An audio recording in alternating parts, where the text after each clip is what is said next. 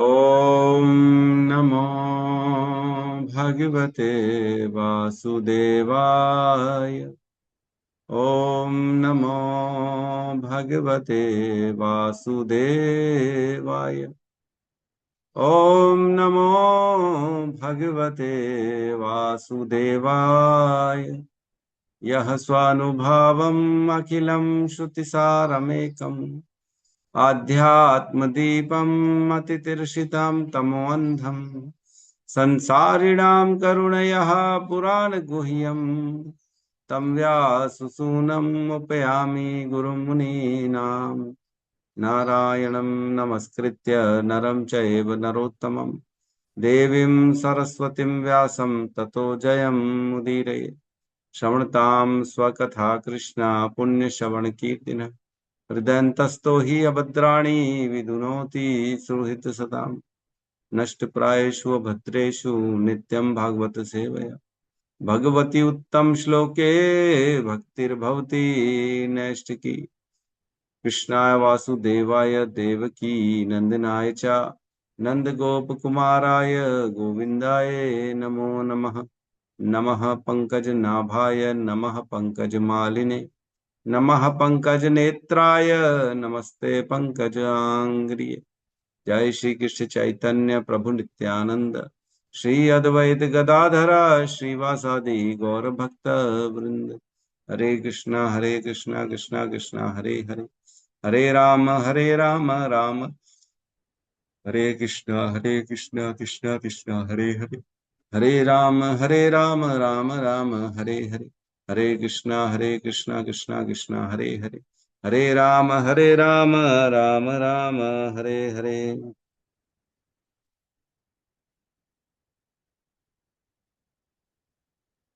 हरे कृष्णा। सबका स्वागत है प्रातःकालीन श्रीमद् भागवतम के सत्र में।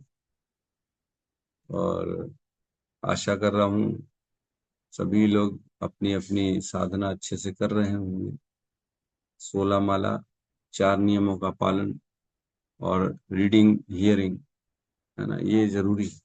जो श्रील प्रभुपाद ने कहा है, जो ये करेगा उसे मैं भगवत धाम लेके जाऊं। तो हमें श्रील प्रभुपाद की वाणी में भरोसा रखना चाहिए। जो उन्होंने बोला है उसको करना चाहिए। वो कहते थे, I know the back door of Golok Vrindavan. पीछे का दरवाजा मुझे मालूम है, मैं वहां से ले जाऊंगा तुम सबको। और हम जानते हैं भगवान भक्तों का पराधीन होते हैं। अहम भक्ता पराधीन हूँ, ना ही स्वतंत्र है द्विज। हे द्विज, हे ब्राह्मण, मैं स्वतंत्र नहीं हूँ, मैं तो परतंत्र हूँ अपने जो है भक्तों का। तो भगवान सदा सदा अपने भक्तों के पराधीन रहते हैं। तो हमें भी इसी इस्कॉन के जो शीला प्रभुपाद का मूवमेंट है उसको फॉलो करते हुए सदा सदा अपनी साधना करनी चाहिए, गुरु पे श्रद्धा रखनी चाहिए और अपनी भक्ति को आगे बढ़ाना चाहिए। तो हम आज प्रवेश करेंगे अपने आगे के श्लोक में। हम अभी फिलहाल दूसरे स्कंद के अध्याय 7 के 20वें श्लोक में आज प्रवेश करेंगे, है ना, जिसमें ब्रह्मा जी के द्वारा जो है भगवान की लीला अवतारों का वर्णन चल रहा है। कल हमने 19वां नंबर श्लोक लिया, है ना। तो जिसमें हमने कल देखा कि कह रहे हैं, हे नारद, तुम्हें श्री भगवान ने अपने हंस अवतार में ईश्वर के विज्ञान तथा दिव्य प्रेममयी सेवा के विषय में शिक्षा दी थी। वे तुम्हारी अगाध भक्ति से अत्यधिक प्रसन्न हुए थे। उन्होंने तुम्हें भक्ति का पूरा विज्ञान भी अत्यंत सुबोध ढंग से समझाया था, जिसे केवल भगवान वासुदेव के प्रति पूर्ण समर्पित व्यक्ति ही समझ सकते हैं।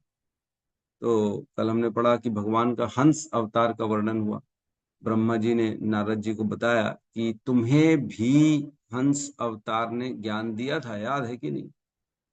अर्थात हंस अवतार जो भगवान का हुआ था वो 2 बार हुआ था। एक बार 4 कुमारों को जब ज्ञान दिया उन्होंने ब्रह्मा जी के सामने, और दूसरी बात स्वयं नारद जी को भी जो है हंस अवतार का दर्शन हुआ, जिसमें भगवान ने उनको ज्ञान दिया। तो इस प्रकार कल हमने हंस अवतार का वर्णन सुना। ठीक है, तो आज हम आगे के श्लोक में प्रवेश करेंगे।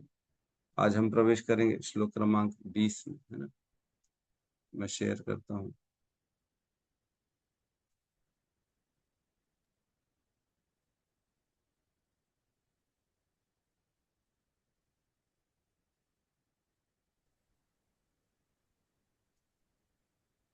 कल हमने चर्चा करी थी कि कैसे हंस अवतार को प्रश्न किया जो है चार कुमारों ने, और कैसे हंस अवतार ने जो है भगवान के अवतार ने उनको उत्तर दिया और उलझा दिया।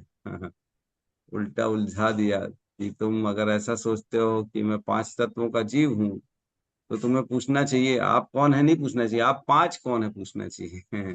आप पृथ्वी कौन है, आप अग्नि कौन है, आप वायु कौन है, आप जल कौन है, आप आकाश कौन है, ऐसा सवाल करना चाहिए। तो भगवान ने बड़ा सुंदर ढंग से उनको उत्तर दिया, फिर उनके प्रश्नों का भी उत्तर दिया। इंद्रिय, विषय और मन किस प्रकार आपस में एक दूसरे के साथ जुड़ते हैं, कौन कहाँ जाता है, कौन किसके अधीन रहता है, सारी चीजों का वर्णन हो। तो हम भगवान ने चाहा तो आगे चल के 8वें अध्याय में था ना कल, नहीं 11वें अध्याय में था हंस अवतार, तो 11वें अध्याय में जब पहुंचेंगे तब हम इसका वर्णन सुनेंगे। ठीक है, तो हम श्लोक क्रमांक 20 में प्रवेश करते हैं। सबको क्लियर दिख रहा है? जी प्रभु जी। ठीक है, तो श्लोक क्रमांक 20, अध्याय 7, स्कंद 2, विशिष्ट कार्यों के लिए निर्धारित अवतार, साथ में दोहराएंगे। चक्रम च दिक्षु वहितं दशसु स्वतेजो चक्रं च विहतम दत्त्वा सुतेजो मन्वन्तरेषु मनुवंशधरो बिभर्ति। मन्वन्तरेषु मनुवंशधरो बिभर्ति दुष्टेषु राजसु दमं व्यदधात् स्वकीर्तिम्। दुष्टेषु राजसु दमं व्यदधात् स्वकीर्तिम् सत्ये त्रिपृष्ठ उशन्ति प्रथयं चरित्रे। सत्येति उशतीं प्रथयं प्रथयं चरित्रे चक्रं च दिक्ष्वाभिहितं दशसु स्वतेजो विहतम दशसूतेजो मन्वन्तरेषु मनुवंशधरो बिभर्ति। मन्वन्तरेषु मनुवंशधरो मनुवंशधरो दुष्टेषु राजसु दमं व्यदधात् स्वकीर्तिम्। दुष्टेषु राजसु दमं व्यदधात् स्वकीर्तिम् सत्ये त्रिपृष्ठ उशतीं प्रथयंश्चरित्रः।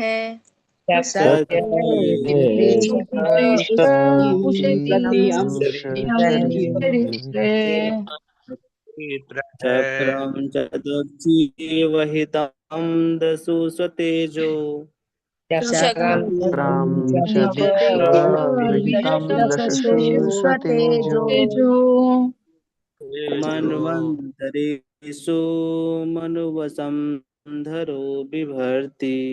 मन्वन्तरेषु मनुवंशधरो बिभर्ति दुष्टेषु राजेषु दमवधात् स्वकीर्ति। दुष्टेषु राजसु दमं व्यदधात् स्वकीर्ति सत्ये उषितं प्रथयं चरित्रे।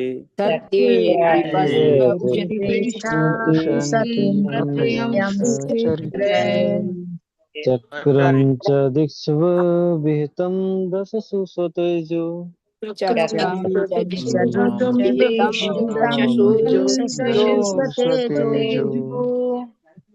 मन्वन्तरेषु मनुवंशधर विभर्ति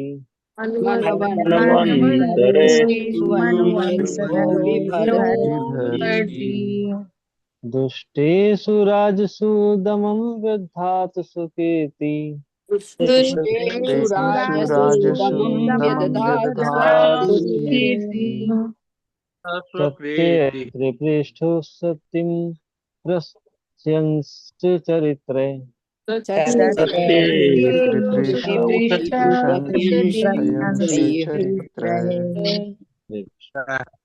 अनुवाद। श्री भगवान ने मनु अवतार लिया और वे मनुवंश के वंशज बन गए। उन्होंने अपने शक्तिशाली सुदर्शन चक्र से दुष्ट राजाओं का दमन करके उन पर शासन किया। समस्त परिस्थितियों में अबाध रहते हुए उनका शासन उनकी महिमामयी कीर्ति से मंडित था, जो तीनों लोकों तथा ब्रह्मांड के सर्वोच्च सत्य लोक तक फैली हुई थी। ओम अज्ञानतिमिरन्धस्य ज्ञानांजन शलाकया चक्षुरुन्मीलितं येन तस्मै श्री गुरुवे नमः। श्री चैतन्य मनोभीष्टं स्थापितं येन भूतले स्वयं रूपः कदा मह्यं ददाति स्वपदान्तिकम्। वन्देऽहं श्रीगुरु श्रीयुतपदकमलं श्रीगुरून् वैष्णवांश्च श्रीरूपं सागरजातं सहगण रघुनाथान्वितं तं सजीवं साद्वैतं सावधूतं परिजनसहितं कृष्ण चैतन्य देवं श्री राधा कृष्ण पादान् सहगण ललिता श्री विशाखान्वितांश्च। हे कृष्ण करुणा सिंधु दीन बंधु जगतपते गोपेश गोपिका कांता राधा कांत नमस्तुते। तप्त कांचन गौरांगी राधे वृंदावनेश्वरी वृषभानुसुते देवी प्रणमामि हरिप्रिय। वाञ्छाकल्पतरुभ्यश्च कृपा सिन्धुभ्यैव च पतितानां पावनेभ्यो वैष्णवेभ्यो नमो नमः। नमो विष्णुपादाय कृष्णपृष्ठाय भूतले श्रीमते भक्तिवेदांत स्वामी इति नामिने। नमस्ते सारस्वती देवे गौरवाणी प्रचारिणे निर्विशेष शून्यवादी पाश्चात्य देशतारिणे। जय श्री कृष्ण चैतन्य प्रभु नित्यानंद श्री अद्वैत गदाधर श्रीवासादि गौर भक्त वृंद। हरे कृष्णा कृष्णा कृष्णा हरे हरे, हरे राम राम राम हरे हरे। हरे कृष्णा। सभी का स्वागत है प्रातःकालीन श्रीमद् भागवतम के सत्र में।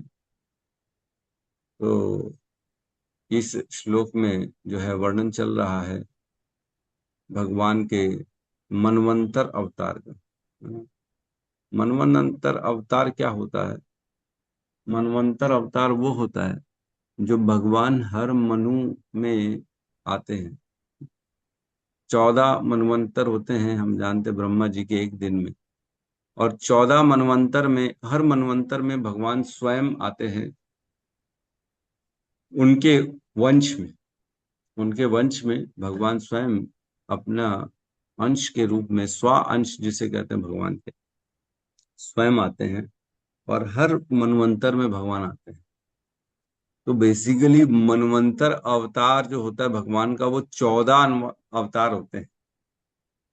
14 अवतार होते हैं मनवंतर में, उन्हें मनवंतर अवतार कहा जाता है। यहाँ पे एक मनवंतर अवतार कह रहे हैं ना, मतलब बेसिकली जब हम भगवान के 24 अवतारों का वर्णन करते हैं तो उसमें मनु अवतार, मनवंतर अवतार आता है एक, और उस एक मनवंतर अवतार में 14 मनवंतर होते हैं और उसी सभी मनवंतरों में 14 भगवान जो आते हैं उनका वर्णन होता है। ठीक है, तो मनु ऐसा नहीं है कि स्वयं मनु भगवान हो गए। पहले लोगों को कंफ्यूजन होगा कि स्वयं, हो सकता है स्वयंभू मनु वो भगवान का अंश है इसलिए मनु अवतार कहते हैं ना, मनवंतर अवतार कहते हैं। तो स्वयं मनु भगवान नहीं होते। जैसे अभी इस मनवंतर वैवस्वत मनवंतर चल रहा है ना, तो राजा सत्यव्रत जो थे पूर्व मनवंतर के, चाक्षुष मनवंतर के अंत में, हम जानते हैं जब भगवान ने मत्स्य अवतार लिया था, जब प्रलय, छोटा सा प्रलय आया था, ब्रह्मा जी के दिन में ही प्रलय आ गया था, है ना, दिन में सो गए थे ब्रह्मा जी थोड़ी देर के लिए, तो उतने में प्रलय आ गया था। तो उस प्रलय से रक्षा करी थी जो है भगवान मत्स्य अवतार ने, राजा सत्यव्रत की और सप्त ऋषियों की और भी अन्य सभी को उन्होंने रक्षा करी थी बोट में, और उन्हें बोला था कि अब अगले मनवंतर में तुम ही मनु बनोगे। तो जो राजा सत्यव्रत है वही इस मनवंतर के मनु बने, वैवस्वत मनवंतर, और वो सूर्य देव के पुत्र हुए और मनवंतर मनु भी उन्हीं को बनाया गया। उन्हीं से मनुष्य जाति प्रारंभ हुई है इस मनवंतर की। और जो मनु होते हैं उनकी भी आयु मनवंतर तक होती है, जैसे देवताओं की आयु होती है। इंद्र चंद्र वरुण भी मनवंतर तक जीते हैं, तो वैसी जो मनु हैं, जैसे अब इस मनवंतर में मनु हो गए, सत्यव्रत जो राजा थे अभी इस मनवंतर में वो बन गए वैवस्वत मनु। तो वैवस्वत मनु जो बने वो अब उनकी आयु पूरी मनवंतर तक चलेगी, है ना, 71 चतुर्युगी तक चलेगी उनकी, तब तक वो जीवित रहेंगे स्वर्ग में, ऊपर ऊपर के लोगों में। ठीक है, तो यहाँ पे हम श्लोक को देखते हैं एक बार। यहाँ कह रहे चक्रम च दिक्षु अविहितम दशसु स्वतेजो। चक्रम मीन्स भगवान जो होते हैं वो अपने हाथ में सुदर्शन चक्र धारण करते हैं। चक्रम, चक्र धारण करने वाले, सुदर्शन चक्र जो है वो धारण करने वाले भगवान। चक्रम च दिक्षु, दिक्षु मीन्स जो है समस्त दिशाओं में, अवितम दशसु स्वतेजो, समस्त दसों दिशाओं में बिना रोक टोक, दक्षम अविहितम मतलब बिना रोक टोक के, दसों दिशाओं में, दशसु दसों दिशाओं में, स्वतेज हो अपना तेज, अपना निजी पराक्रम भगवान प्रकट करते हैं। चक्र के साथ आते हैं भगवान और दसों दिशाओं में जाते हैं और दसों दिशाओं में अपने बिना रोक टोक, उनको कोई रोक नहीं पाता, और ऐसे में विचरण करते हैं और वो अपने स्व तेजो, अपने निजी पराक्रम से, अपने तेज से प्रकाशित करते हैं खुद को भगवान। क्या करते हैं आगे? मनवंतरेषु, सभी मनुओं में, स्वयंभू मनु आदि आदि आदि सभी मनवंतर में, समस्त मनवंतरों में, मनवंश धरो, मनु वंश धरो, और उन्हीं मनवंतरों में, उन्हीं मनु के वंश में उत्पन्न होते हैं, है ना। मनुओं में जैसे स्वयंभू मनु है, हम जानते हैं स्वयंभू मनु स्वयं जो उनकी पुत्री थी आकुति, और उसके पुत्र हुए जो है सुयज्ञ। हमने पढ़ा था यज्ञ भगवान जब उत्पन्न हुए थे, जिनका नाम आगे चल के बदल के स्वयंभू मनु ने हरि कर दिया था, क्योंकि वो सुयज्ञ जो थे वो भगवान के अवतार थे, और उन्होंने तीनों लोगों का ताप जो है उसको खत्म कर दिया था, समस्त कल्मशों को, लोगों के जो है परेशानियों को दूर कर दिया था, इसलिए उनका नाम हरि रख दिया था स्वयं स्वयंभू मनु ने। और वही जब स्वयंभू मनु और शत्रुपा जब तपस्या करने निकले थे, तब उनकी रक्षा भी करी थी राक्षसों से स्वयं इन्होंने, सुयज्ञ ने, जिन्हें यज्ञ भी कहते हैं, और उनका नाम था सुयज्ञ। और उनके पुत्र हुए सुयम और अन्य अन्य पुत्र हुए जो सभी देवता बने, और सुयज्ञ स्वयं इंद्र बने आगे चल के, है ना। तो इस प्रकार जो है वो यज्ञ भगवान इंद्र भी बन गए और यज्ञ भगवान भी हैं, है ना, दोनों बन गए, इंद्र भी बने और भगवान भी हैं, दोनों हैं एक साथ पहले मनवंतर। तो क्या कह रहे हैं? मनवंतरेशु, स्वयं सभी स्वयंभू मनु और अन्य अन्य चाक्षुष मनवंतर, वैवस्वत मनवंतर, सभी मनवंतर जो 14 मनवंतर हैं, उनके मनवंश धरो, उन्हीं वंश में स्वयं उत्पन्न होते हैं भगवान। विभर्ती, विभर्ती मीन्स क्या? मनुओं की, मनुवंश की रक्षा करते हैं, जो मनुष्य जाति है उसकी रक्षा करते हैं भगवान उत्पन्न होते। आगे कहते हैं दुष्टेषु राजसु दमम दममम, तो कैसे रक्षा करते हैं? तो बता रहे हैं दुष्ट राजाओं का जो है नाश कर देते हैं भगवान, समस्त जो दुष्ट राजा हैं उनका दमन करते हैं। व्यदधात स्वकीर्तिम, और ऐसा जो है, ऐसा कार्य से क्या होता है? अपनी कीर्ति को बढ़ाते हैं भगवान। व्यदधात स्वकीर्तिम, अपनी कीर्ति को और बढ़ाते हैं जब वो दुष्ट राजाओं का नाश कर देते हैं तब। सत्य मीन्स सत्य लोक पर्यंत, सत्य मीन्स जो ब्रह्म लोक है वहां तक की उनकी कीर्ति जाती है। और क्या? त्रिपृष्ठ, और तीनों लोकों में, स्वर्ग लोक, पितृलोक और पृथ्वी लोक, इन तीनों लोकों में भी क्या होता है? उशंतिम, उशंति मीन्स ऐसे कार्यों से जो उनकी बड़ी सुंदर कीर्ति होती है, जो कार्य किया उन्होंने, दुष्टों का, राजाओं का जो है दुष्टों का दमन किया, और अपने गुणों से, अपने तेज से, अपनी निजी पराक्रम से क्या करते हैं? उशंति, ऐसे बढ़िया कीर्ति उनकी स्थापित होती है, जो कि प्रथयम चरित्रे, समस्त लोकों में स्थापित करते हैं अपनी कीर्ति को, और अपने विचित्र गुणों के द्वारा, विचित्रे, है ना, चरित्र, सॉरी चरित्र, अपने चरित्र, अपना जो गुण है, विभिन्न प्रकार के उनके गुण है, उनको प्रकाशित करते हैं निजी शक्ति से, जिससे वो क्या करते हैं? समस्त सत्य लोक तक, तीनों लोकों में, हर कहीं वे अपनी कीर्ति को बढ़िया सुंदर ढंग से प्रदर्शित करते हैं, और दुष्ट राजाओं का दमन करते हैं, और स्वयं हर मनुओं के वंश में उत्पन्न होते हैं भगवान। इसे मनु अवतार कहते हैं।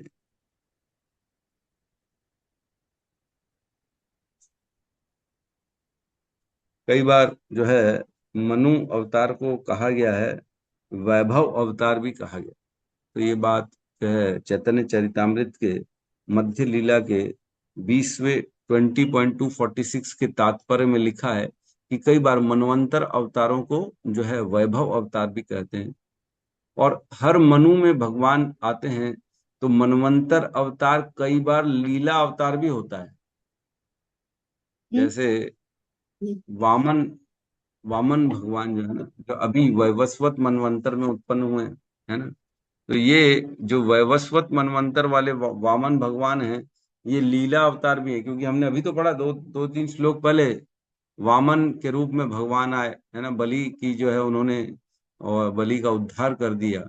तो हमने लीला अभी अवतार पढ़ रहे ब्रह्मा जी का, उसमें वामन अवतार को भी हमने देखा। सुयज्ञ भी हम पढ़े हैं अभी इसी स्कंद में, इसी अध्याय में। सुयज्ञ वो भी भगवान के मनवंतर अवतार, जो पहले मनवंतर में उत्पन्न हुए थे, स्वयंभू मनु के पुत्री के पुत्र के रूप में हमने पढ़ा था, जिन्होंने हरि नाम रख दिया था सुयज्ञ का, जो बाद में जो है इंद्र भी बने थे। तो वो भी लीला अवतार हैं। तो ऐसे करके जो है ना, कई बार ऐसा देखा जाता है जो मनवंतर अवतार हैं वो लीला भी कर लेते हैं, तो उनको लीला अवतार भी कहा जाता है और उनको मनवंतर अवतार भी कहा जाता है। तो जरूरी नहीं है कि अगर कोई लीला अवतार हो गया तो वो मनवंतर अवतार नहीं होगा, वो भी हो सकता है ना। भगवान युग अवतार भी आते हैं, तो ऐसा जरूरी नहीं है कि युग अवतार है तो मनवंतर अवतार नहीं हो सकता, युग अवतार है तो वो लीला नहीं कर सकता, ऐसा नहीं है ना। जो युग में आते हैं उसे युग अवतार, जो मनवंतर में आते हैं उसे मनवंतर अवतार, जो लीला करते हैं उसे लीला अवतार। तो ये ऐसा हो सकता है कि तीनों भी हो, एक ही हो, वो युग में भी आए, वो लीला भी करें, और वो मनवंतर अवतार भी हो, ये भी हो सकता है ना।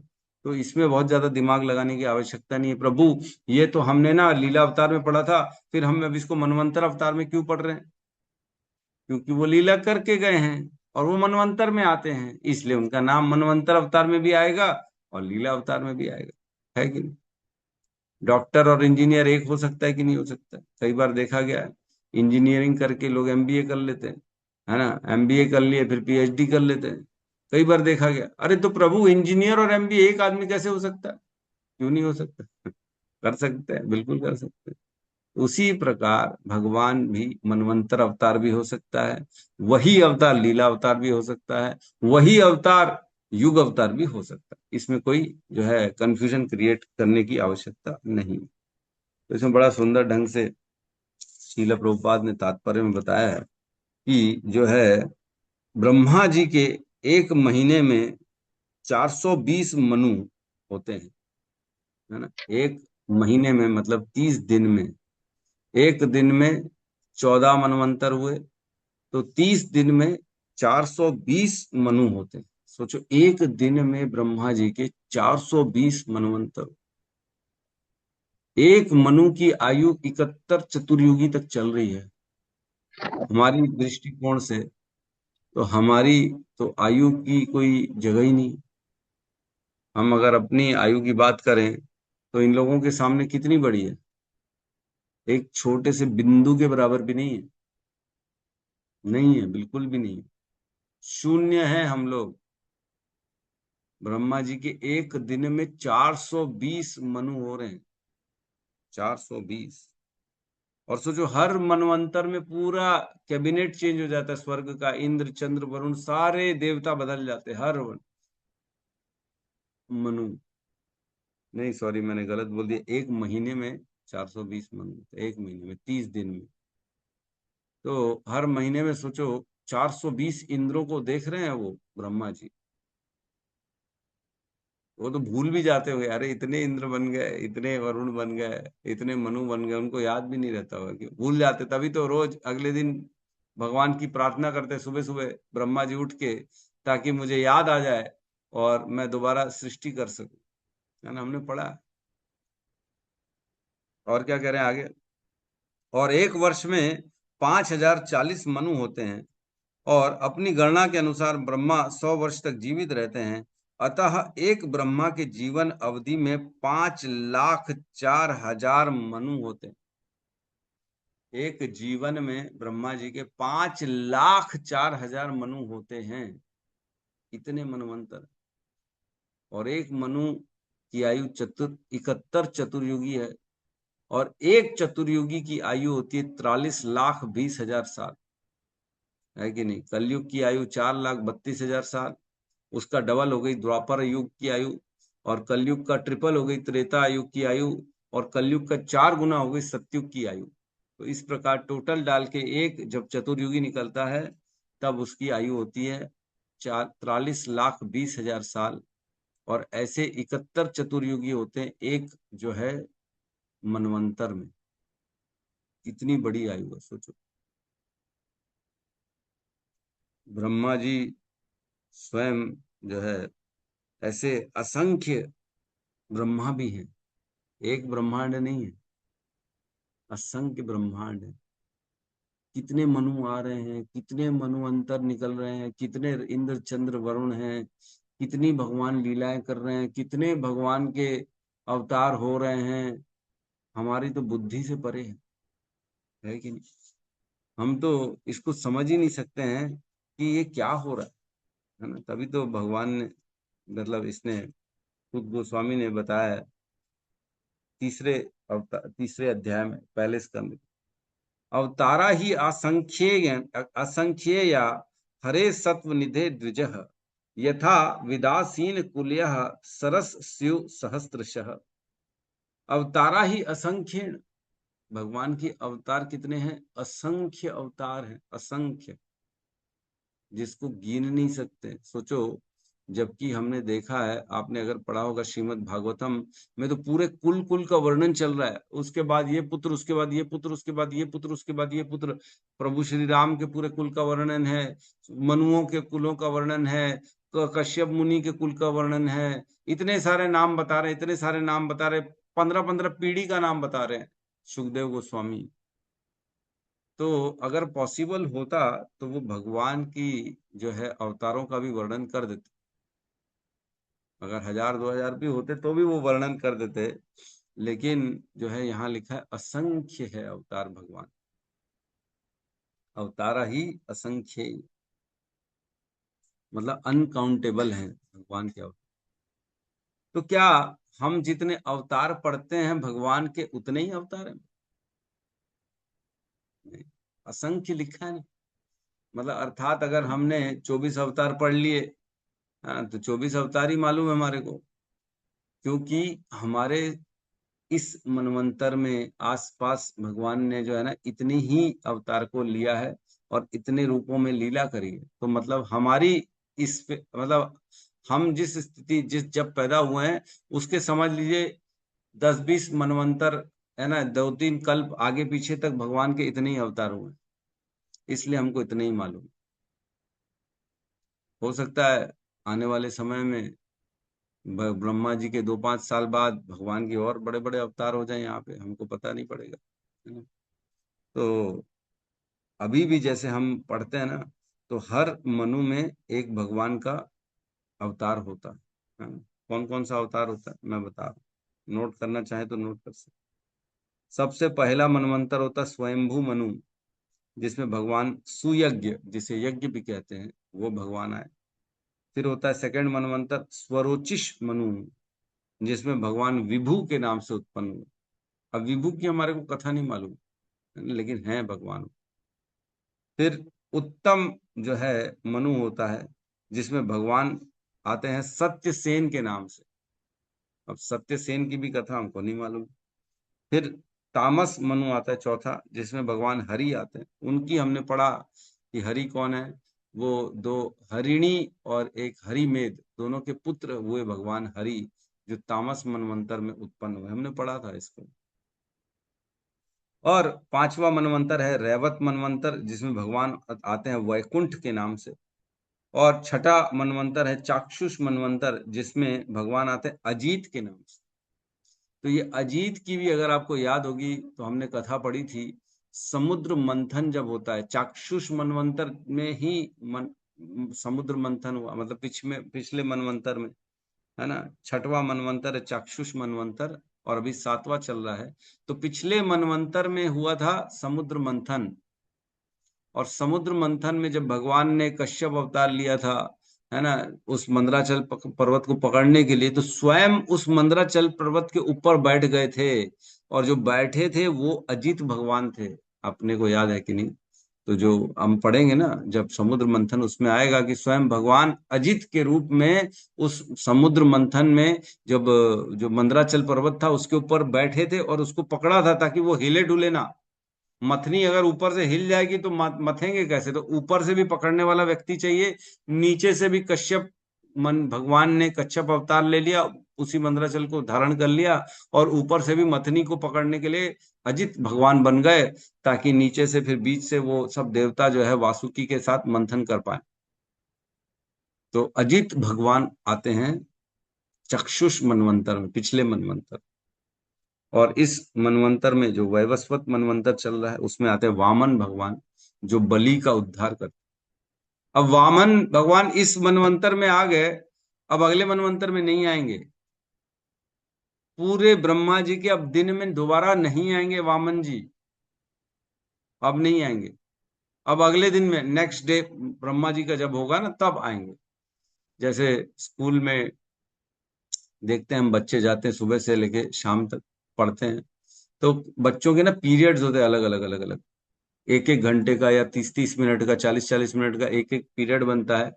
एक सब्जेक्ट पढ़ाया जाता है उसमें, Hindi, English, math, science, physics, chemistry, जो भी पढ़ाया जाता है। तो ऐसे पूरे दिन को डिवाइड किया जाता है और वह रिपीट रोज होता है। अगले दिन भी फिर उतने पीरियड होंगे, फिर उनकी स्टडी होगी। फिर अगले दिन दोबारा वो पीरियड होंगे, फिर उनकी स्टडी होगी। फिर अगले दिन दोबारा वो उनके पीरियड होंगे, फिर स्टडी होगी। वैसे ही ब्रह्मा जी के दिन में रोज 14 मनवंतर होते हैं, और यही 14 मनवंतर रोज होते हैं। यही 14 मनवंतर रोज होंगे। इसी 14 मनवंतर के दोबारा फिर से अगले दिन जो होगा उसमें फिर से यही सारे भगवान आएंगे।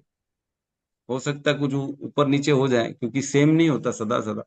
कभी जैसी समय काल परिस्थिति होती है भगवान की, तो वो वैसा चेंज भगवान सब कर सकते हैं, हमारे हाथ में नहीं है। लेकिन ठीक है, तो इस प्रकार वैवस्वत मनवंतर में वामन के रूप में आते हैं।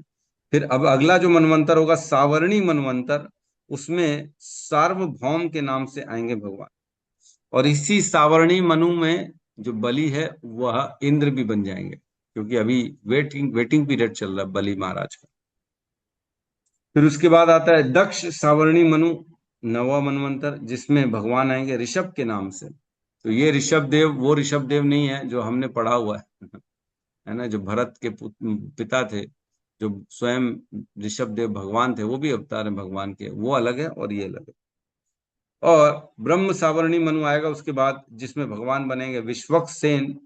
और धर्म सावर्णी मनु आएगा जिसमें भगवान बनेंगे धर्म सेतु। रुद्र सावर्णी मनु आएगा जिसमें बनेंगे भगवान सुदामा। और देव सावर्णी मनु आएगा जिसमें स्वयं भगवान बनेंगे योगेश्वर। और लास्ट होगा इंद्र सावर्णी मनु, जिसमें भगवान बनेंगे बृहद भानु। ये 14 मनवंतर हैं, और इनमें 14 भगवान जो आने वाले हैं, ये उन सब का वर्णन।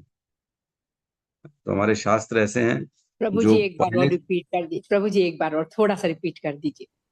हाँ ठीक है ठीक है, मैं वैसे इसका फोटो खींच के डाल दूंगा ग्रुप में। जी जी प्रभु जी। करिए, सब डाल दूंगा ताकि पहले भी आप एक बार लोगों को बताए थे प्रभु आप इसको।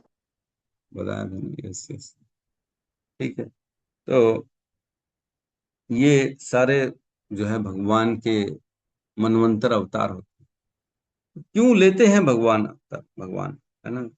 तो कहा जा रहा है भगवान का अवतार लेने का कारण क्या है? अपने यश के विस्तार के लिए भगवान अवतार लेते हैं, ताकि उनके यश के प्रवर्तन करें, और उनके यश के द्वारा मनुष्य जो है वह अपना उद्धार करे, उनका श्रवण करके, उनका कीर्तन करके और उनका स्मरण करके। भगवान आते हैं इसलिए अवतार लेते हैं, ताकि वो अपने यश का विस्तार करें, अपनी ख्याति जो भगवान है, भगवान की भगवत्ता को मेंटेन कर सके, और समस्त जो है दुष्टों राजाओं का दमन कर सके, और अपने जो है भक्तों का उद्धार कर सके। परित्राणाय साधु नाम विनाशाय दुष्कृताम धर्म संस्थापनाय संभवामी युगे युगे। हर युग युग में भगवान आते हैं अपने भक्तों का उद्धार करने के लिए और दुष्टों का नाश करने के लिए, है ना। तो उसी कारण से आते हैं। और कई लोग कहते हैं कि भगवान इसलिए आते हैं ताकि भगवान जो नवदा भक्ति है, श्रवणम कीर्तनम विष्णु स्मरणम पाद सेवनम अर्चनम वंदनम दास्यम साख्यम आत्म निवेदनम, जो ये नवदा भक्ति है, इसको दोबारा से स्थापित कर सके। अगर भगवान आएंगे नहीं तो हम किसका श्रवण करेंगे, किसका स्मरण करेंगे, हैं? किसका कीर्तन करेंगे, किसका पाद सेवनम करेंगे, किसका करेंगे? तो ये तो स्वयं जो है कुंती महारानी ने भी अपनी स्तुति में कहा था 1.8.30 नहीं 1.8.35 35, उसमें कहते हैं भवे अस्मिन् क्लिश्य मानानाम अविद्या काम कर्म भी श्रवणम स्मरणम आर्हणम करिष्यन्निति केचन। अर्थात कुछ लोग कहते हैं कि आप श्रवण स्मरण पूजन आदि रूप भक्ति को पुनः जागृत करने हेतु प्रकट होते हैं, जिससे भौतिक कष्टों को भोगने वाले बद्ध जीव इसका लाभ उठाकर मुक्ति प्राप्त कर सकते हैं। भौतिक जीवन में जो बद्ध अवस्था में जो लोग हैं, उनका उद्धार कैसे होगा? जब वो भगवान की लीलाओं का श्रवण करेंगे, भगवान के कार्यों का स्मरण करेंगे, उनका कीर्तन करेंगे, तब जाके उनको बुद्धि आएगी और वो उद्धार हो जाएगा। इसीलिए आते भगवान। आएंगे नहीं, काम करेंगे नहीं तो कैसे गुणगान कैसे होगा? कोई गुणगान ही नहीं करेगा। हमारा जीवन का उद्देश्य हमने पढ़ा था, क्या उद्देश्य है? इंद्रिय तृप्ति उद्देश्य थोड़ी है हमारा। हमारा क्या उद्देश्य है? जीवस्य तत्व जिज्ञासा, है ना? क्या है? कामस्य न इंद्रिय प्रीति लोभो जीवेत यावतः जीवस्य तत्व जिज्ञासा नार्थो यश्च इह कर्म भी। पहले स्कंद के दूसरे अध्याय में श्लोक आता जिसमें कहते हैं व्यक्ति का जीवन जो है इंद्रिय तृप्ति के लिए नहीं है। कामस्य न इंद्रिय तृप्ति, अपनी कामनाओं को इंद्रिय तृप्ति की ओर नहीं लक्षित करना चाहिए। लोभो जीवेत यावतः, इतना ही लोभ होना चाहिए कि मेरा जीवन जी लूं अच्छे से, इतना बस केवल कामना होनी चाहिए, इससे ज्यादा की कामना नहीं चाहिए। जीवस्य तत्व जिज्ञासा, हमारा जीवन क्यों हुआ है? ताकि हम तत्व की जिज्ञासा कर सकें, भगवान के तत्व की, है ना? जब तक भगवान के तत्व की जिज्ञासा नहीं करेंगे, हम उसको समझने का प्रयास ही नहीं करेंगे। समझने का प्रयास नहीं करेंगे भगवान के तत्व का, तो हम इसी संसार में फंसे रह जाएंगे। उद्धार कैसे हो? तो जीवस्य तत्व जिज्ञासा नार्थो यश्च इह कर्म भी, और इसके अलावा अन्य सभी कर्म करने का कोई अर्थ ही नहीं। सोचो क्या बोल रहे हैं? अन्य कर्मों को करने का अर्थ ही नहीं है अगर हमारे कर्मों में भगवान के लिए तत्व की जिज्ञासा नहीं है तो। मतलब जो अन्य कर्म करेंगे वो टोटल वेस्ट है, जीरो है, जीरो। अगर जीवन में कुछ और टारगेट रखा है भगवान के तत्व जिज्ञासा के अलावा, और हमारे कर्म जो हैं वह भगवान के तत्व जिज्ञासा के विपरीत कुछ और काम कर रहे हैं, तो उन कर्मों का कोई सेंस नहीं है, वो पूर्ण निष्फल हैं और उनसे कुछ प्राप्त नहीं होने वाला है। वह केवल और केवल हमें जन्म मृत्यु के चक्र में फंसा सकते हैं, हमारा उद्धार नहीं कर सकते। तो हमारे कर्मों में सदा कहीं न कहीं किसी भी रूप में भगवान का स्मरण होना चाहिए, भगवान को समर्पित कर्म होना चाहिए, है ना? कैसे भी करके भगवान के जो भी कर्म करें उसमें क्या होना चाहिए? कहीं न कहीं भगवान के प्रति हमारी रति उत्पन्न हो जाए, अन्यथा क्या हो जाएगा? श्रम एव ही केवलम, है ना? धर्म स्वनिष्ठितः पुंसाम विश्वक्सेन कथासु यह न उत्पादयेत यति रतिम श्रम एव ही केवलम। हमारा धर्म वही है जिससे भगवान विश्वक्सेन, भगवान जो विश्वक्सेन है, अभी हमने पढ़ा विश्वक्सेन कौन से मनवंतर में आएंगे? 10वें मनवंतर में आएंगे, ब्रह्म सावरणी मनवंतर में विश्वक्सेन नाम होगा उनका। तो इस श्लोक में भी वही वर्णन है ना? धर्म स्वनिष्ठितः पुंसाम विश्वक्सेन कथासु यह न उत्पादयेत यति रतिम श्रम एव ही केवलम। अपने स्वधर्म को करते करते अगर भगवान के प्रति हमारी रति उत्पन्न नहीं हो रही, हमारा इंटरेस्ट, हमारा बुद्धि, हमारा मन भगवान की तरफ नहीं मुड़ रहा है, तो वह केवल और केवल श्रम एव ही केवलम, काम तो कर लिया धर्म, लेकिन भगवान के प्रति समर्पित नहीं है। काम कर रहे हैं, घर के पुत्र का पालन कर रहे हैं, है ना, घर के लिए जॉब जा रहे हैं और सारे कर्म कर रहे हैं, पिता माता सेवा कर रहे हैं, पुत्र पुत्री सेवा कर रहे हैं, सारे सेवाएं कर रहे हैं, लेकिन भगवान का ज्ञान ही नहीं है ऐसी सेवाओं में, तो वो क्या है, केवल श्रम एव ही केवल, केवल और केवल श्रम है और कुछ नहीं। वैसे भी कहते हैं ना, गुरु न सस्यात स्वजनो न सस्यात, है ना, पिता न सस्यात जननी न सस्यात, है ना, और क्या कहते हैं, पिता न सस्यात जननी न सस्यात पति न सस्यात, और एक और न सस्यात है, न मोचयेत यदा, न मोचयेत मृत्युम, जो मृत्यु से अगर उद्धार करने की शक्ति नहीं रखता है, तो ऐसे गुरु को गुरु नहीं बनना चाहिए, ऐसे स्वजनों को स्वजन नहीं बनना चाहिए, ऐसी पिता को पिता नहीं बनना चाहिए, ऐसी माता को माता नहीं बनना चाहिए, है ना। बड़ा मुश्किल है, पिता को पिता नहीं बनना चाहिए, माता को माता नहीं बनना चाहिए। गुरु न सस्यात स्वजनो न सस्यात पिता न सस्यात जननी न सस्यात देवम न च सस्यात पतिश न सस्यात न मोचयेत ये समुपेत मृत्युम, जो मृत्यु के ज्ञान से उद्धार न दे सके, उसे न गुरु बनना चाहिए, न उसे पिता बनना चाहिए, न उसे माता बनना चाहिए, न उसे पति बनना चाहिए, न उसे देवता बनना चाहिए, वो है ही नहीं उस लायक। तो हमारा जिम्मेदारी है, अगर हम गुरु बन रहे हैं तो हमारी जिम्मेदारी है, अगर हम माता पिता बन रहे हैं तो हमारी जिम्मेदारी है, स्वजन बन रहे हैं किसी की तो हमारी जिम्मेदारी है कम से कम उसको बताएं, भैया तू जन्म मृत्यु के चक्र में फंसा हुआ है, निकलने के लिए नाम जप कर, और कोई रास्ता नहीं है तेरे पास। इतना भी बता दे तो कम से कम इस धब्बे से तो बाहर निकल आएंगे कि आपने जो है क्यों बने, फिर माता क्यों बने, पिता क्यों बने।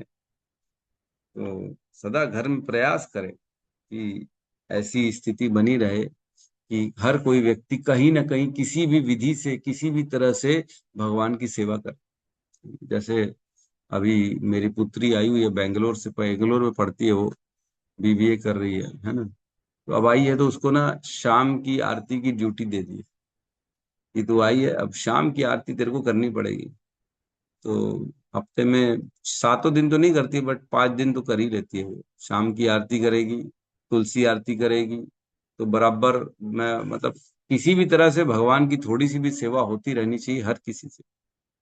तो इसमें क्या होगा, भले शुरू में ठीक से नहीं करेगी, कहीं ना कहीं कुछ त्रुटि होगी, लेकिन सेवा करेगी तो सेवा से सीखेगी, है ना। ऐसा नहीं है कि अरे तुम ठीक से नहीं करते हो, छोड़ो छोड़ो मैं करता हूँ, अरे तो सीखेगा कैसे। अगर हम सभी हम करने लगेंगे तो वो उनको ज्ञान कैसे आएगा, गलती कर करके सीखेंगे और धीरे धीरे एक्सपर्ट होंगे। आप ही का डायरेक्शन रहेगा, उसको बाद में बोले बेटा तुमने ये सही नहीं किया, इसको ऐसा करो, बेटा तुमने उस इसको ढंग से करो, इतना करो, जो भी कहना है समझाना है, तो 1-2 बार करेंगे समझाएंगे तो फिर वो और ठीक हो जाएगी, परफेक्शन आता चला जाएगा। तो हर व्यक्ति को हमारे को क्या करना है, भगवान में लगाने का प्रयास करना। भगवान ने इस संसार में देखो अवतार भी लिया, और भगवान ने ज्ञान भी दिया, भगवान ने गुरु भी भेजा, स्वयं भी आए, लीला अवतार किया उन्होंने, उसके बाद वेद शास्त्र पुराण भी स्वयं भगवान अपने शक्ति आवेश अवतार को भेजते हैं वेद व्यास जी को, और उन्होंने ज्ञान सारा विस्तार कर दिया। गुरु को भी भेजते उसको समझाने के लिए। देखो भगवान कितना प्रयास कर रहे हैं हमारे को इस संसार के कीचड़ से बाहर निकालने। कौन कर रहा है बताओ, स्वयं भगवान तो कर रहे हैं। माया मुग्ध जीव नाही स्वतः कृष्ण ज्ञान, जीवेरे कृपा कैला कृष्ण वेद पुराण। माया मुग्ध जीव जो है उसको स्वतः कृष्ण ज्ञान नहीं हो सकता, खुद से हो ही नहीं सकता उसे, क्योंकि वो तो भोगों के लिए आया है ना। हमने तो इच्छा भोग करने की करी थी ना, इसलिए भगवान ने विस्मृति करा दी और भोगों में पड़ा दिया हमारे को, ताकि हम भोग करते रहे। लेकिन भगवान इनडायरेक्टली क्या किया, वेदों को भेज दिया, है ना, शास्त्रों को भेज दिया, पुराणों को भेज दिया, गुरु को भेज दिया, स्वयं भी आते लीला करने के लिए। ताकि कैसे तो करके इसको रिमाइंड कराऊं, दोबारा याद दिलाऊं इसको कि ये मेरा अंश है ना, मेरे पास आना है तेरे को। वेद पुराण नहीं होते तो हम क्या कृष्ण को जान पाते? क्या हम समझ पाते कि भगवान क्यों अवतार लेते हैं, भगवान के अवतार लेने का कारण क्या है? हर कहीं हमने देखा तत्व तत्व तत्व का वर्णन करते हैं। तद विधि प्रणिपाते न परिप्रश्ने न सेवया उपदेशन्ति ते ज्ञानम ज्ञानी नाम तत्वदर्शन। वही उपदेश देंगे तुम्हारे को जिन्होंने भगवान को तत्व से जान लिया है। उनके पास जाओ, उनकी शरणागति करो, उनकी सेवा करो और उनसे प्रश्न करो, तब वो तुम्हें उत्तर देंगे, जिन्होंने भगवान को तत्व से जान लिया। भगवान को तत्व से कैसे जानेंगे? जब भगवान की शरणागति करेंगे, भगवान की सेवा करेंगे, भगवान की भक्ति करेंगे। भक्त्या माम अभिजानाति यावन यस्मि तत्वतः। तत्व से कैसे जाना जा सकता है भगवान को? केवल भक्ति के द्वारा। भक्त आएंगे जीवन में, वो गाइड करेंगे, ऐसा करो, ऐसा करो, ऐसा करो, भक्ति करो, नाम जप करो। भक्ति स्वयं नाम से कल्मश धीरे धीरे हृदय का दूर हो जाएगा। ये कौन बताता है? भक्त बताते हैं। तो भगवान अपने भक्तों को भेजते हैं हमारे जीवन में, ताकि हम अपने जीवन में जो सुप्त भगवान का प्रेम है ना, नित्य सिद्ध कृष्ण प्रेम साध्य कबुनाए श्रवण आदि शुद्ध चित्ते करे उदय। जो भगवान का नित्य सिद्ध कृष्ण प्रेम जो हमारे हृदय में है, नित्य है। नित्य मीन्स कभी खत्म नहीं हुआ था, सदा रहता है, लेकिन सुप्त अवस्था में जागृत नहीं है वो कृष्ण प्रेम। भूल गए हम। नित्य सिद्ध कृष्ण प्रेम साध्य कब ना है। वो कब जागृत होगा? ऐसे नहीं होने वाला। वो कब जागृत होगा? जब श्रवण आदि, श्रवण आदि, श्रवण आदि मीन्स एक्सेट्रा, श्रवणम कीर्तनम स्मरणम विष्णुपादनम सेवनम अर्चनम वर्धनम दास्यम साख्यम आत्मनिवेदनम, ये नवदा भक्ति जब हुई, श्रवण आदि, इन नवदा भक्ति के द्वारा श्रवण आदि शुद्ध चित्ते, जब वह ये करने से, नवदा भक्ति के कार्य करने से क्या होगा? हमारी चित्त जो है वो शुद्ध हो जाएगा। श्रवण आदि शुद्ध चित्ते करे उदय। उसके बाद वो भगवान का जो कृष्ण प्रेम है ना, नित्य सिद्ध कृष्ण प्रेम, जो कृष्ण प्रेम है नित्य, जो हमारे हृदय में था, वो जागृत हो जाएगा। जब हम ये नवदा भक्ति के कार्य करेंगे, तब ऑटोमेटिकली वो जो बीज है वो अंकुरित होना चालू। ऐसे नहीं होगा, ऑटोमेटिकली नहीं। तभी हम देखते हैं ना, लोग भगवान को मानते ही नहीं। अपने दिन भर के कार्य करेंगे, बहस करेंगे, वो श्रवण नहीं कर रहे ना। श्रवण करेंगे तो उनके हृदय में भी भगवान का भक्ति का बीज जागृत होगा। बोलते ना भगवान, यस्याम वै शूड़ी माराणाम कृष्ण परम पुरुषे भक्तिर उत्पद्यते पुंसाम शोक मोह भयाबाज। यस्याम वै शूड़ी माराणाम, जैसे ही वो सुनना स्टार्ट करेगा, यस्याम वै शूड़ी माराणाम, ऐसा नहीं कि पूरा सुन लिया, पहला कंटो दूसरा कंटो, अब जाके भक्ति जागृत होगी, ऐसा नहीं। अभी अगर स्टार्ट किया है, दूसरे स्कैंड के अभी 7वां अध्याय चल रहा है, अभी से सुनना स्टार्ट किया है, तो भी भगवान में भक्ति जागृत हो जाएगी। कृष्ण में परम पुरुष है, कृष्ण जो परम पुरुष है, उसमें क्या होगा? भक्ति उत्पद्यते, भक्ति जागृत हो जाएगी उनके ऊपर। और भक्ति जागृत हो जाएगी तो क्या होगा? शोक मोह और भय चला जाएगा जीवन से, किसी भी प्रकार का शोक नहीं। भगवान की भक्ति जो है ये साइंस है। ये कोई ऐसे ही नहीं चले आ रहा है कि भैया मानते हैं, है ना, कैटअप धर्म है, ऐसी हमारे पूर्वज मानते थे, कृष्ण भगवान है तो हम भी मानते हैं कि कृष्ण भगवान है। वो बोलते थे नाम जप करो, तो हम भी बोलते हैं नाम जप करो, लेकिन क्यों करो ये नहीं मालूम। ये साइंस चल रहा है। स्वयं भगवान अवतार लेते हैं हम सबका उद्धार करने के लिए। सोचो कितने करुणामय है भगवान, कि हम सबके लिए कितना व्यवस्था कर दी उन्होंने। ग्रंथ दे दिए, गुरुओं को भेज दिया, टीकाएं करा दी, अनुवाद करा दिया, है ना, फिर उसके बाद जूम के माध्यम से लेक्चर भी करा दिया। कितना कराएंगे? और हम जो हैं जाग ही नहीं रहे। अरे ये तो बोलते रहते, इनका काम तो बोलने का है, हमारा काम तो सोने का है, हम तो सोते रहते हैं। हम नहीं सुधरेंगे, है ना। टी शर्ट में लोग लिखा देते हैं हम नहीं सुधरेंगे। माई लाइफ माई रूल्स, मेरा जीवन है, मैं अपने नियम कानून के साथ अपने जीवन को जीऊंगा।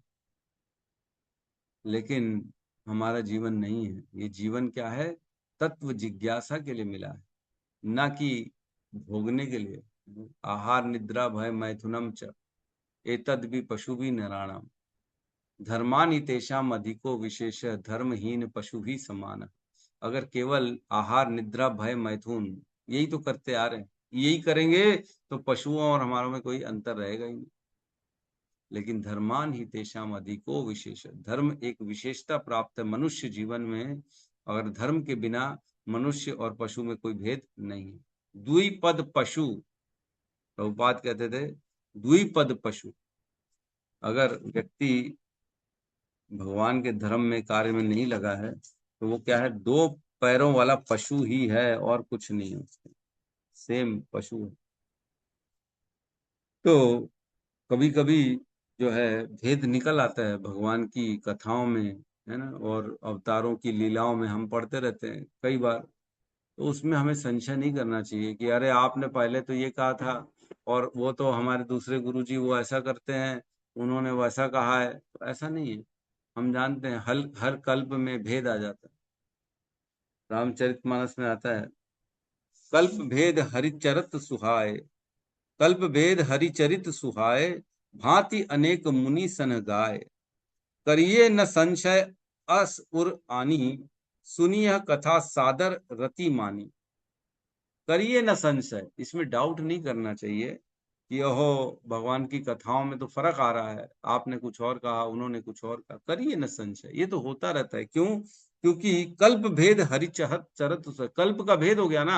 हर कल्प में भगवान आ रहे हैं, हर कल्प में कृष्ण आ रहे हैं, हर कल्प में वामन आ रहे हैं, हर कल्प में यज्ञ आ रहे हैं, हर कल्प में विश्वक्सेन आ रहे हैं। तो वो same as it is photocopy repeat नहीं होती, भेद हो जाता है। राम आ रहे हैं हर कल्प में तो वो same as it is photocopy काम नहीं करेंगे, वही शबरी के पास जाएंगे, वही जूठे बेर खाएंगे, जरूरी नहीं है। हो सकता है अगली कल्प में चले जाएं, शबरी बेर न खिला के अमरूद खिला दे। अरे बोले प्रभु कैसी बात करते, शबरी ने तो बेर खिलाया। अब भैया हमारे को क्या मालूम, वो किसी ने बेर की जगह अमरूद लिख दिए और हमारा वहां पे डाउट आ गया। फिर वो लिखेंगे अरे ये लोग सब केवल मनगढ़ंत कहानी करते हैं, ऐसा कुछ नहीं है, वो कोई कुछ बोलता है कोई कुछ बोलता है, ये लोग अपनी मर्जी की बात करते हैं। ऐसा नहीं है। हमें जो है उसमें क्या करना चाहिए, सुनी यह कथा सादर रति और मानी, अपने मन से रति से कथाओं को सुनना चाहिए और भगवान के प्रति समर्पित होना चाहिए, ना कि उसमें किंतु और परंतु ढूंढते रहें। क्योंकि अलग अलग मुनियों ने अलग अलग कल्प की कथा कर दी। किसी कल्प में राम आए थे और उन्होंने जो है, जिसमें हनुमान ने छलांग लगा के पहुंच गए थे वहां पे, है ना, रावण के यहाँ। और किसी किसी में जो है और किसी तरह से पहुंचे थे। तो इस तरह की बहुत भेद आ जाते हैं, बहुत भेद आ जाते हैं। ठीक है, तो आज वैसे तो मेरा मन था कि 2 श्लोकों को ले लें, लेकिन बोलने जाते हैं तो फिर रुकते ही नहीं है, क्या करोगे, हमारे को ध्यान नहीं है। नहीं तो प्रभु आज जी, और केवल अच्छे से समझ में भी आते हैं प्रभु जी, डिटेल में करते तो अच्छे से समझ में आते हैं प्रभु यस, जी। तो केवल मनवंतर अवतार ही ले पाए। लेकिन एक बात बहुत बताओ, बहुत सभी अच्छे से समझ सभी में आया प्रभु जी। हाँ, मेरे ख्याल से मनवंतर अवतारों को लेके सबको कंफ्यूजन होगा। किसको किसको कंफ्यूजन था कि मनु अवतार होता क्या है। हाँ प्रभु सबने जी। मनवंतर ही सोचे रहे, स्वयंभू मनु स्वयं भगवान के अवतार है। मनु अवतार मीन्स हमको ये लगता था कि मनु जो है वही अवतार है, जिससे मनुष्य जाति स्टार्ट हो रही है वही अवतार है मनु अवतार, इसलिए उसको मनु अवतार कहते हैं, मनवंतर अवतार कहते हैं। लेकिन ऐसा नहीं है, वो अवतार नहीं होते, वो तो मनवंतर मनु होते हैं, लेकिन उनके वंश में भगवान उत्पन्न होते हैं, अपना स्वयं अपने आप को उनके जीव मतलब पुत्र पौत्र कुछ भी बना देंगे उनके वंशों में। ठीक है, किसी का प्रश्न है तो हम ले सकते हैं।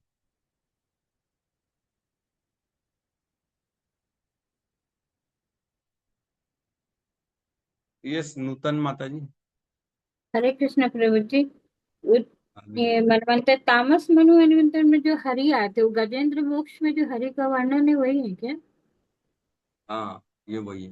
वो जो चतुर्भुजी उस रूप यस में यस आते हैं। यस। जी। क्योंकि गजेंद्र की कथा भी जो है चौथे मनवंतर की है, और ये हरि भी चौथे मनवंतर में उत्पन्न होते हैं, तो इन्होंने ही उनकी रक्षा करी थी।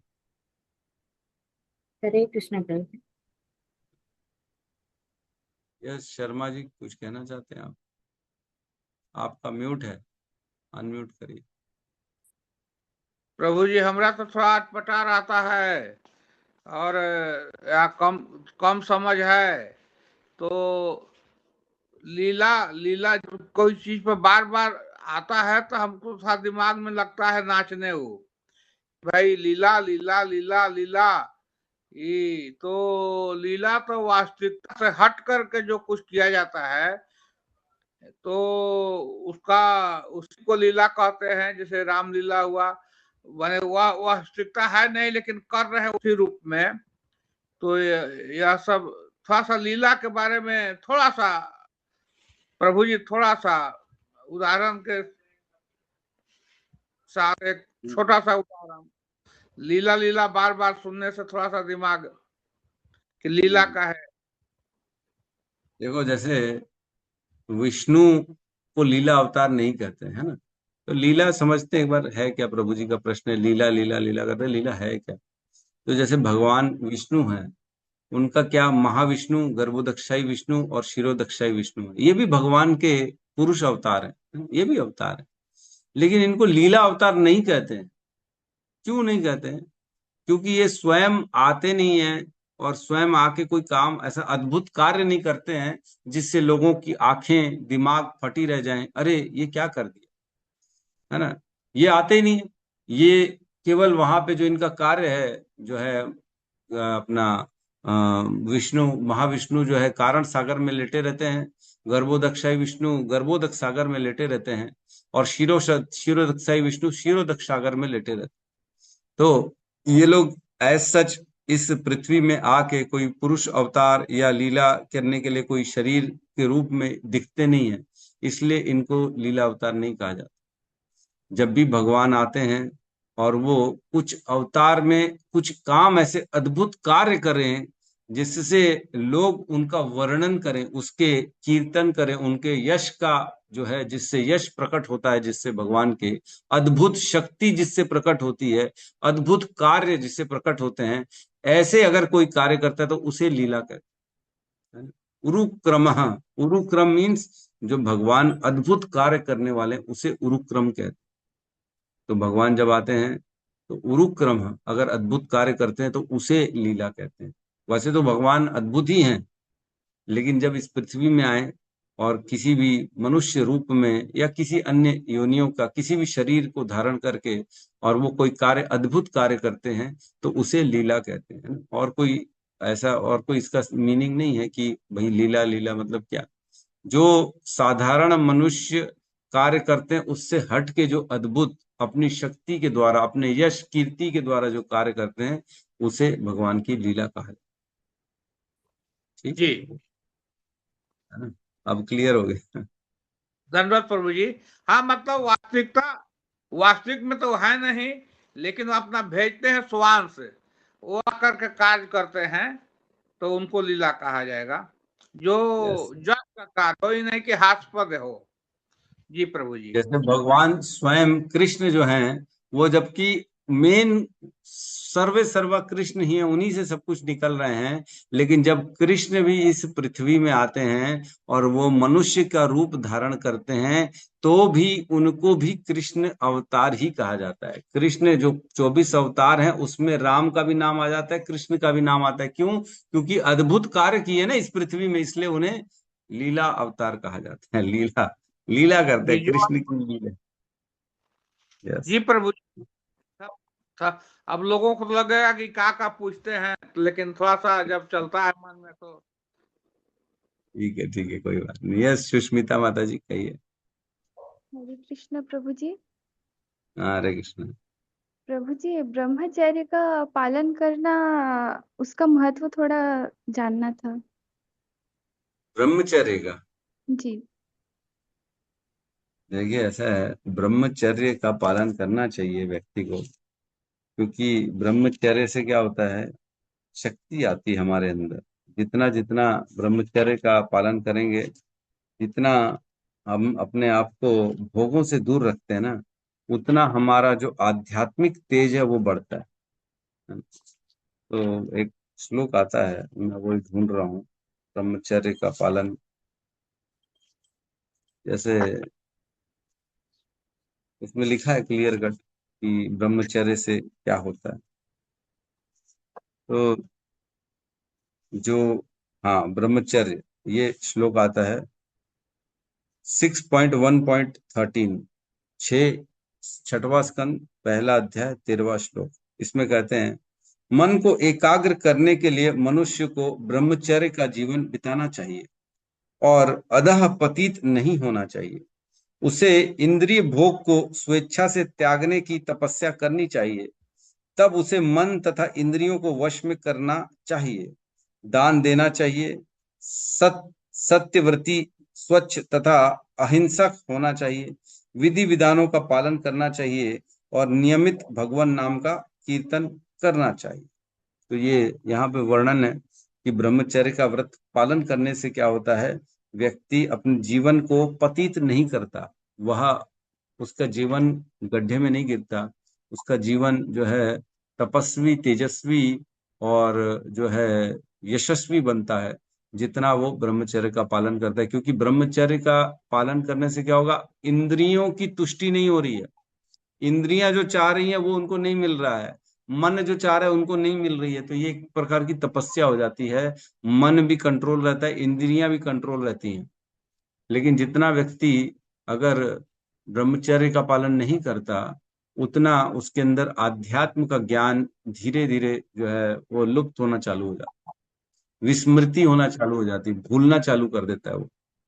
और जितना ब्रह्मचर्य रखता है, जैसे हम जानते हैं, वीर जो है, वीर्य बोलते हैं, जो वीर्य होता है उसका नाम वीर क्यों है, वीरता से वीर्य पड़ता है, जितना वीर धारण करेगा उतना वीर बनेगा। तो ये इस प्रकार के कहते हैं। और ये भी कहते हैं कि जो इसका एक बुद्धि है, मन पे इफेक्ट बहुत आता है, व्यक्ति जो इसमें जाता है तो एक तरह से इसी के बारे में फिर उसका चिंतन चलता रहता है ना। ध्यायते विषय पुंसांग संगस्ते उपजायते, संजात संजायते कामा, कामात क्रोध अभिजायते। तो जितना इन विषयों का चिंतन चलेगा, उतना इन विषयों के कारण क्या होगा, हमारी उनको पाने की इच्छा होगी, फिर इच्छा के कारण व्यक्ति कार्य करता है, कार्य के कारण फिर उसकी बुद्धि का पतन होता है, फिर नाश हो जाता है बेसिकली।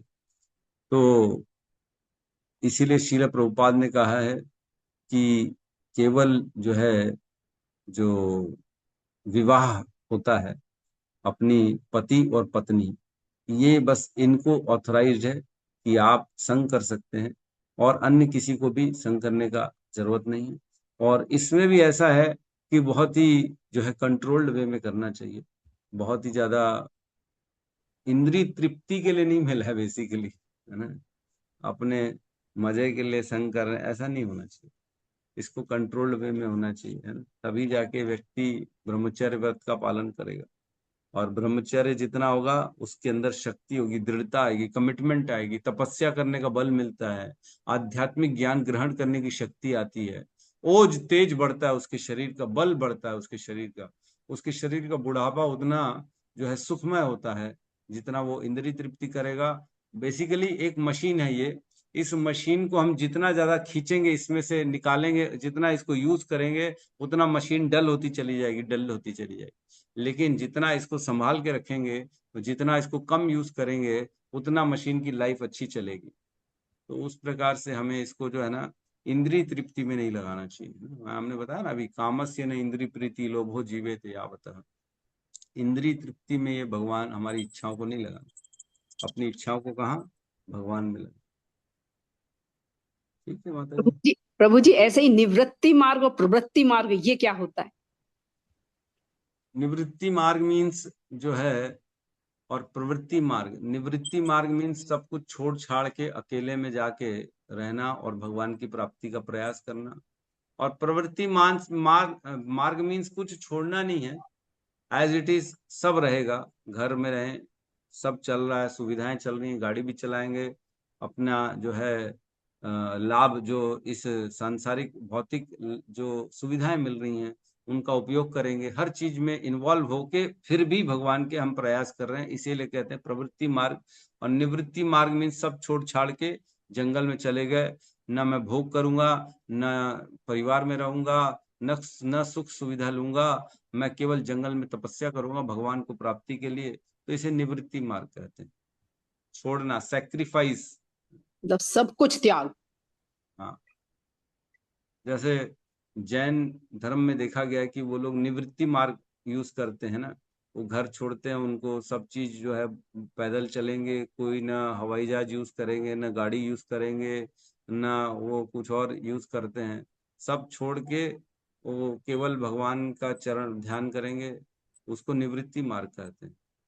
और हमारे वैष्णव लोग क्या करते हैं, श्रील प्रभुपाद कार में भी जाते थे, प्लेन में भी जाते थे, गाड़ियां भी यूज करते थे, गैजेट्स भी यूज करते थे। देखा हमने रिकॉर्डिंग करने के लिए वो टिकटॉक जो है श्रील प्रभुपाद सदा उनके लेक्चर्स को रिकॉर्ड करने के लिए रखा गया। तो इस प्रकार हर चीज की सुविधा का यूज किया श्रील प्रभुपाद ने भगवान की प्रचार करने के लिए, तो इसे प्रवृत्ति मार्ग कहेंगे। ठीक है, मतलब तो निवृत्ति मार्ग प्रभु जी सिर्फ खुद के लिए होता होगा। हाँ, उसमें हम क्या करते हैं, केवल हमको भगवान की प्राप्ति करनी है इसलिए हम सब छोड़ रहे हैं।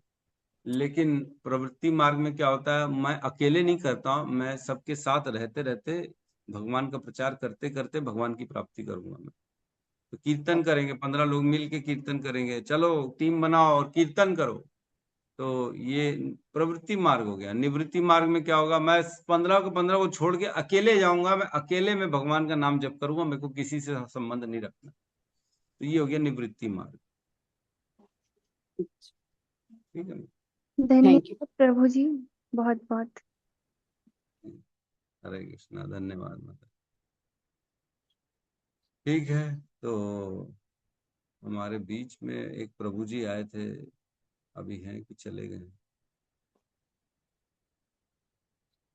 नहीं, चले गए। ठीक है, कोई अगर नया जुड़ा है तो हम एक बार उनसे बात कर सकते हैं, कोई नया नहीं। ठीक है, तो यहाँ पे आज की क्लास को हम विराम देते हैं और भगवान के नाम का जप कर लेते हैं। हरे कृष्णा हरे कृष्णा हरे राम राम राम हरे हरे। ग्रंथ श्रीमद् भागवतम की जय, समस्त भक्त वृंद की जय, सद्गुरु शील प्रभुपाद की जय, जय गौर प्रेमानंदे। हरि हरि बोल। प्रभु जी दंडवत प्रणाम। प्रभु जी दंडवत प्रणाम। हरे कृष्णा प्रभु जी दंडवत प्रणाम। प्रभु जी दंडवत प्रणाम। बहुत बहुत धन्यवाद। हरे कृष्णा प्रभु जी प्रणाम। हरे कृष्णा प्रभु जी प्रणाम।